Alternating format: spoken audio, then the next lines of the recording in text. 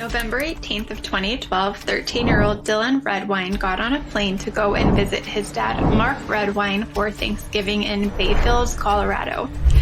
A fun holiday trip to visit with family, right? Not so much in this case. Dylan went to visit his father that Thanksgiving because it was a court-ordered visitation. Dylan's parents, his mom Elaine Hall and dad Mark Redwine, had gotten a divorce just 4 years earlier. Dylan's dad Mark was a truck driver and was gone a lot. That put some strain on his marriage to Elaine and his relationships with his sons. Mark had a son from a previous marriage, Brandon, who reportedly didn't love being with his dad either.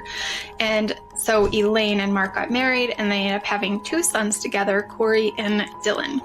So after the divorce, Elaine got full custody of the boys and moved to Colorado Springs, Colorado, while Mark, the father, moved to the mountains in Bayfield. Dylan's older brother, Corey, who also had gone to live with Dylan and his mom in the Springs, recently moved out as he was older by that time and living on his own, which was why Dylan was taking this solo trip to go and visit his father alone for Thanksgiving weekend. It's important to note that a trip prior where Dylan and Corey had gone together to visit their father, they had found some disturbing photos on their father's laptop that further disconnected the boys from their dad, deepening Dylan's sense of dread going to visit his father that Thanksgiving weekend. Unfortunately, neither boy ever mentioned their findings to their mother, and the afternoon of November 28th of 2012, that would be the last time any reliable source would report seeing Dylan or hearing from Dylan Redwine ever again.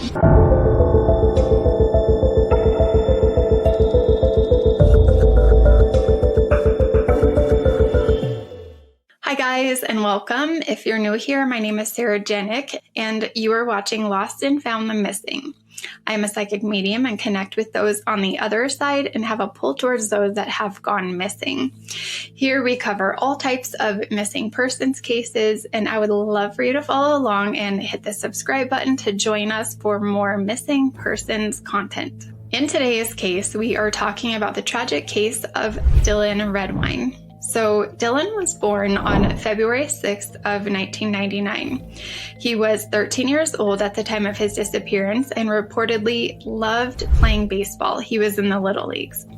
He was an easygoing kid and loved playing with his friends and riding his bike, being outdoors, just super adventurous.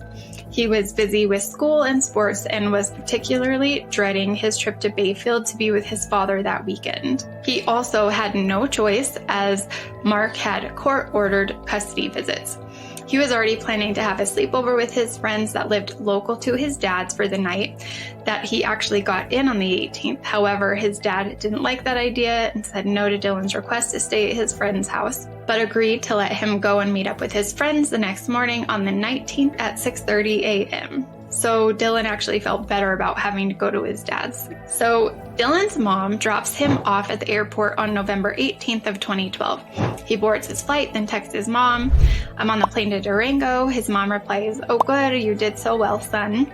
Thanks for keeping in touch. Proud of you." He takes the short flight and gets to Durango. He texts his mom around 6 p.m. saying he is there. She replies, "Did your dad get you, son?" And he replies, "Yes," sad face. She replied, "Miss you already, but please try to have fun." Mark had picked up Dylan from the airport that afternoon, and they went to Walmart to get some groceries. We know this because they are seen on camera footage together, although there isn't much interaction between the two. Definitely don't seem like a happy son and father shopping. And then they go to McDonald's on the way back to the cabin to get a bite to eat. Keep in mind the details of what I'm about to cover are all from Mark's mouth. No one outside of him ever heard from or saw Dylan again after the video footage being caught on camera at the local Walmart. So Mark says they go back to the cabin, and since Dylan could not go and stay at his friend's house for the night, he said they just hung out for the evening. The next day, Mark said he saw Dylan sleeping on the couch at 7 a.m. He knew Dylan had plans to go and hang out with his friends at 6:30, so he said he woke Dylan up, and Dylan says, "I'm too tired," so he lets Dylan go back to sleep.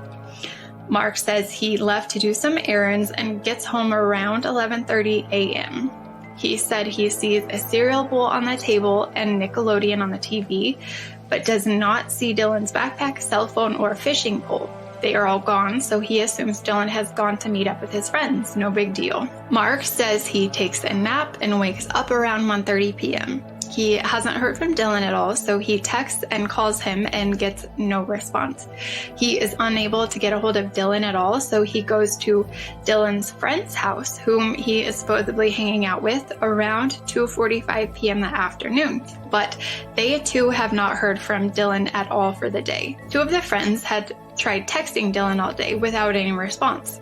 One friend texts says, "Hey, come to Nando's." Then again, "Dude, your dad's looking for you."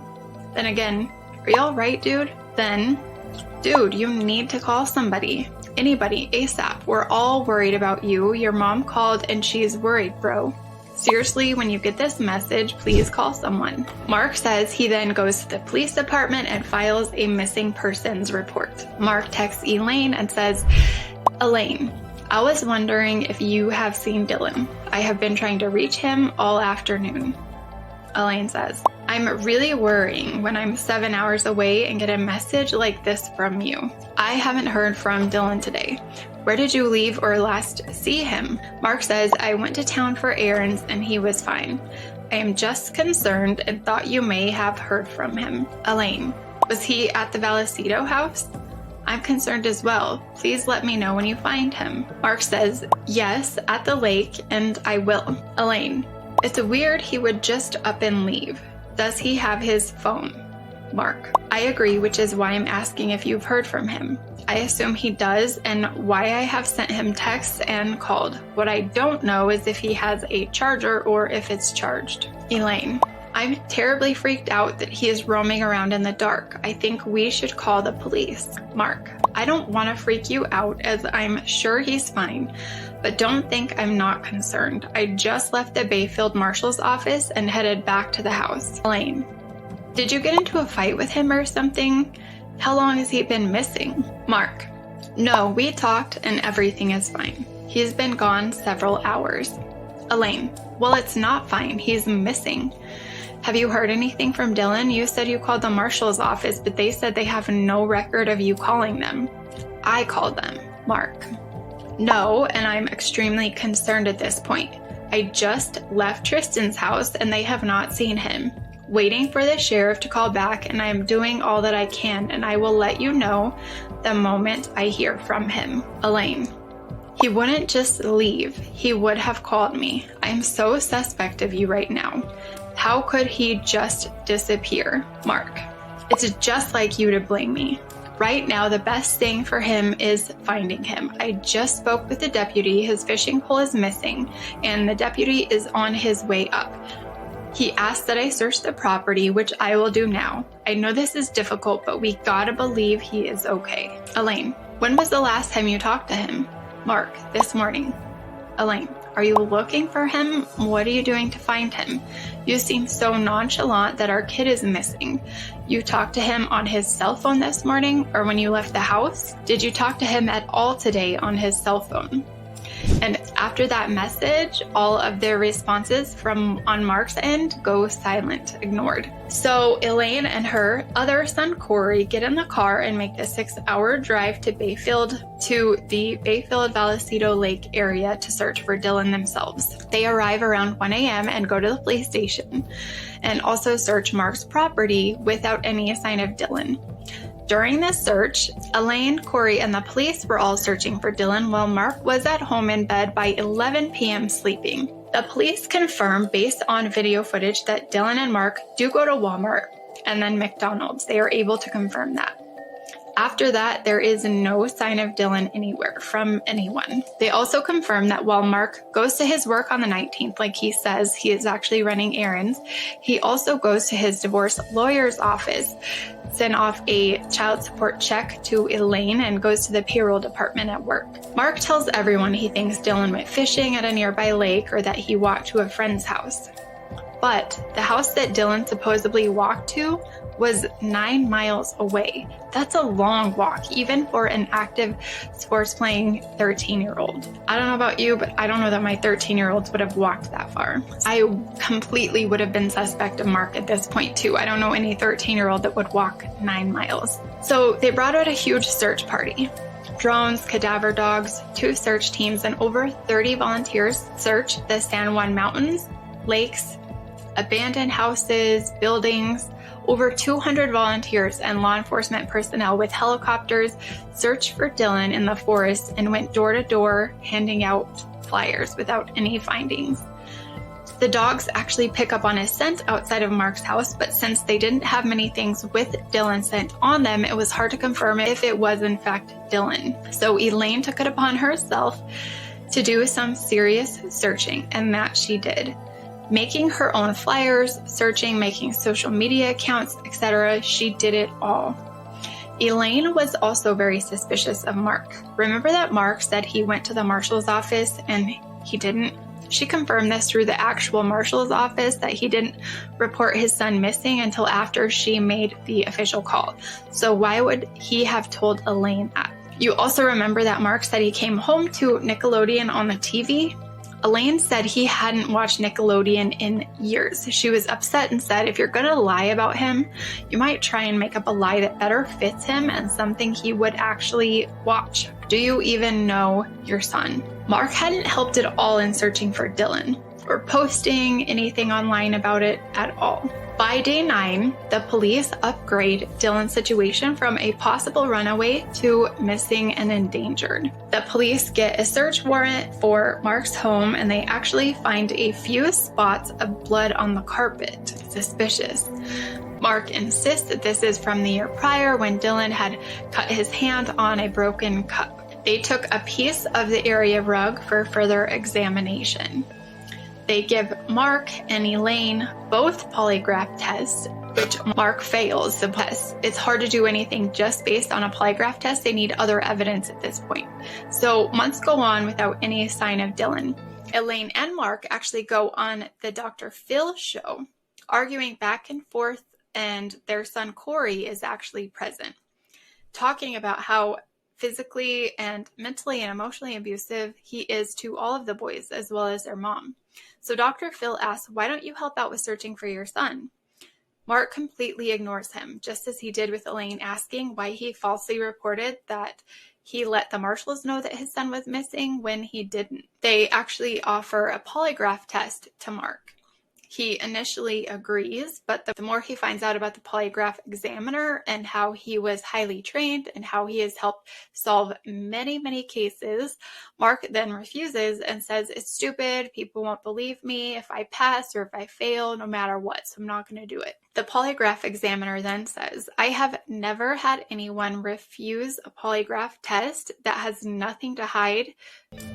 And it just goes south from there. Arguments break out, there's yelling matches, it's kind of a disaster, but Mark looks so guilty, I will say that. I'll try to drop the link below so you can watch that if you're interested. So on June 15th of 2013, they complete a 10-mile wide search through the surrounding areas of Mark's home. This is when they first find evidence of Dylan in the woods. They found a scrap of his White Sox t-shirt, his sock, shoe, hair, and his earbuds.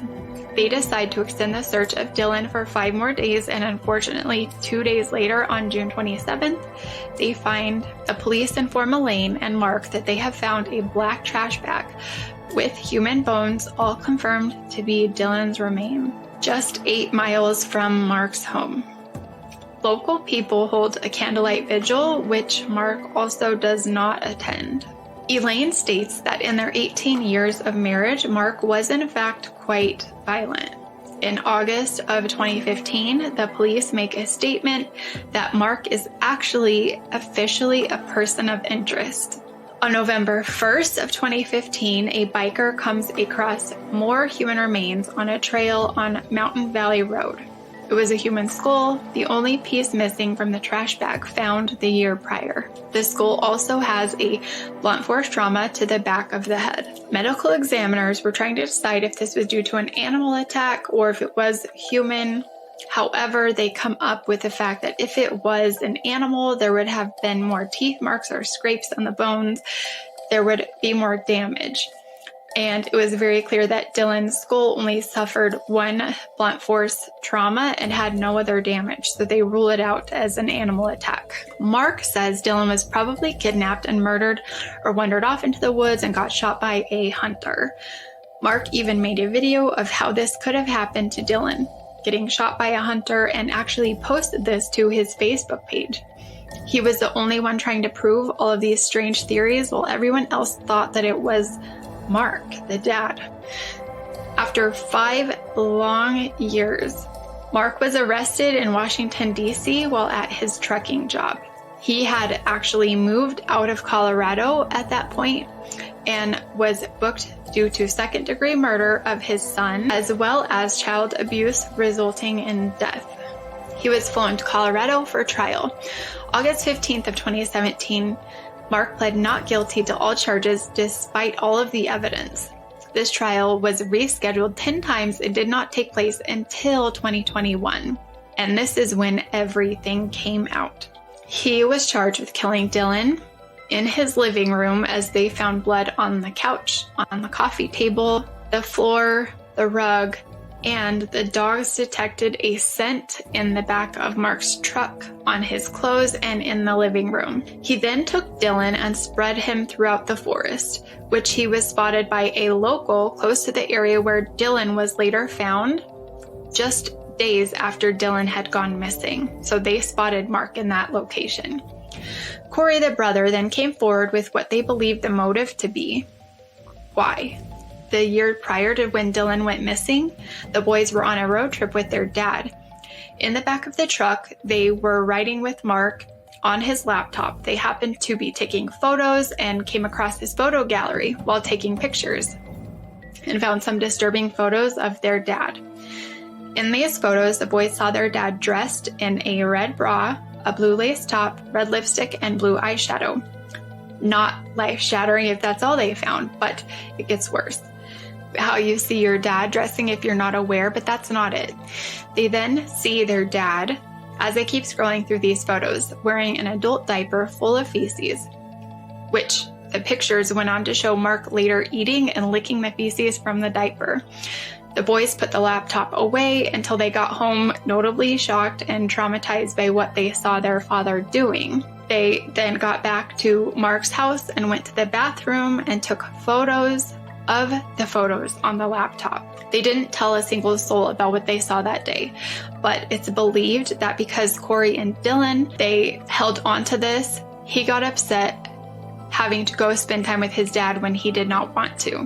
And he probably brought this up to his dad after getting in an argument, and Mark actually took Dylan's life for the fear that these pictures would get out to their mom or the courts or worse. So Mark's ex-wife, Betsy, Brandon's mom, his first son, said she also had a tumultuous marriage to Mark that got physical at times.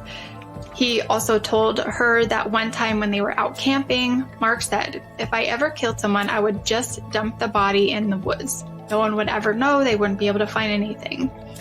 She brushes it off, thinking it was like a hypothetical statement, but the minute that Dylan went missing, she had such a gut-wrenching feeling that the comment that he made on their camping trip was exactly what he did to Dylan. So Mark was found guilty on both charges and sentenced to 48 years in prison.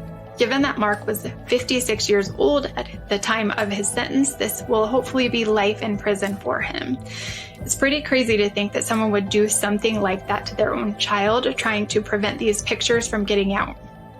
And here they are all over the internet.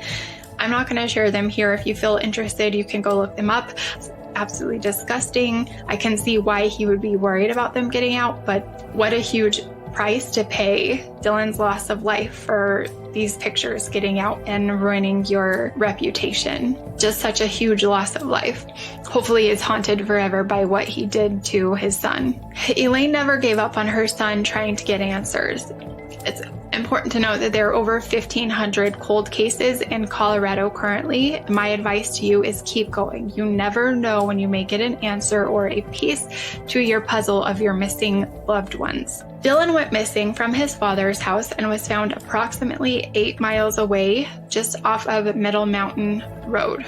Thank you so much for joining me as we delved into this heart-wrenching case of Dylan Redwine. If you found this video informative, please hit the like button and subscribe to Lost and Found the Missing for more missing persons and true crime content. Remember to stay safe and look out for one another. Until next time, Sarah Media.